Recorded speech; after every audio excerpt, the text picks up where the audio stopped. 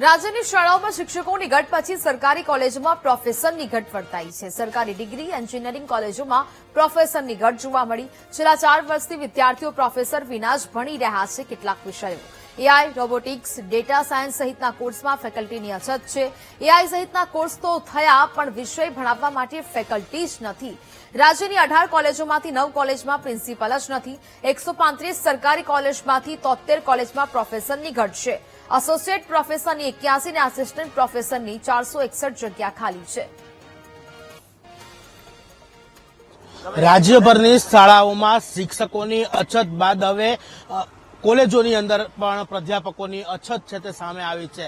EC અને robotics જેવા department શરૂ છે તે કરી દેવામાં આવ્યા, વિદ્યાર્થીઓના એડમિશન છે તે કરી દેવામાં આવ્યા, પરંતુ જરૂરી મહેકમ એટલે કે જરૂરી પ્રોફેસરો જ છે તે આ કોલેજોની અંદર હાલ નથી। પ્રાધ્યાપક મંડળ દ્વારા રાજ્ય સરકાર અને ઉચ્ચ શિક્ષણ કચેરીને પણ છે તે રજૂઆત કરવામાં આવી। આપણી સાથે જે કમિટી છે તેમના આપણી સાથે સભ્ય છે તેમની સાથે વાત કરું। પ્રજાપતિ સાહેબ, જે સ્થિતિ સામે આવી છે, શું અત્યારે સ્થિતિ, કારણ કે કોલેજો હવે શરૂ થઈ ચૂકી છે અને અભ્યાસક્રમ પણ શરૂ થશે, કેટલાય અછત હશે અત્યારે?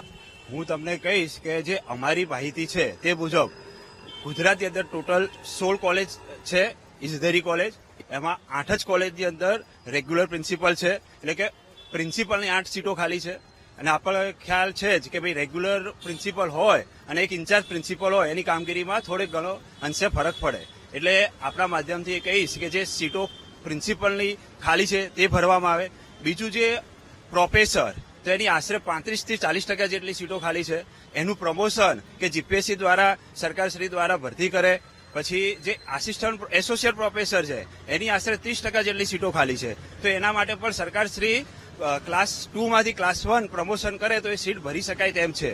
બીજું છે ક્લાસ 1, ક્લાસ 2 એટલે કે આસિસ્ટન્ટ પ્રોફેસર, એની એપ્રોક્સ 30 થી 35% સીટ એ પણ ખાલી છે અલગ અલગ વિભાગોની અંદર, તો એ પણ જીપીએસસી દ્વારા સરકારશ્રીએ ભરતી કરવી જોઈએ। અને જે ઇમર્જિંગ બ્રાન્ચો 2022માં સરકારશ્રીએ ચાલુ કરી હતી, જેમાં મુખ્યત્વે robotics and automation, E&I, ICT, A&I, data science, તો જે નવી ઇમર્જિંગ બ્રાન્ચ છે, તો છેલ્લા 4 વર્ષથી તો આ બધી અલગ અલગ કોલેજની અંદર વિઝિટિંગ ફેકલ્ટી અને જે બીજી બ્રાન્ચ એટલે કે ઈસી હોય, કોમ્પ્યુટર હોય, આઈસી હોય, એ વિભાગના અધ્યાપકો એ લોડ લઈ રહ્યા છે। પણ અમારું સ્પષ્ટ માનવું છે કે જે તે બ્રાન્ચના અધ્યાપકો એક્સપર્ટ હોય એ જ બ્રાન્ચના અધ્યાપકોએ એ જે તે બ્રાન્ચમાં ભણાવવું જોઈએ। તો અમારી આપણા માધ્યમથી સરકારશ્રીને અને અમારી ટેકનિકલ શિક્ષણ કમિશનરશ્રીને એક જ વિનંતી છે કે આ જે ઇમર્જિંગ બ્રાન્ચ છે એના માટે મહેકમ નવું ઊભું કરવામાં આવે અને એ માટે જરૂરી જીપીએસસીની એડ આપવામાં આવે। નવા ડિપાર્ટમેન્ટ શરૂ કરવામાં આવ્યા, પરંતુ પ્રાધ્યાપકો ત્યાં નહીં આપવામાં આવ્યા। આ ક્યાંક ને ક્યાંક મિસમેનેજમેન્ટ કહી શકાય, કારણ કે ડિપાર્ટમેન્ટમાં એડમિશન પણ કરી દીધા છે। આ જે હું તમને કહીશ કે તમારી વાત સાચી છે। 2022 તો જે જીઆર હતો શિક્ષણ વિભાગનો, એમાં સ્પષ્ટ લખેલું હતું કે ખૂટતા મહેકમની વ્યવસ્થા ટેકનિકલ શિક્ષણ કમિશનરની કચેરી દ્વારા કરવામાં આવે। પણ આજે 4 વર્ષ વીતી ગયા, એક બેચ ભણીને બહાર પડી ગઈ છે, છતાં પણ હજી એના જરૂરી મહેકમની વ્યવસ્થા કરવામાં આવી નથી। તે ખરેખર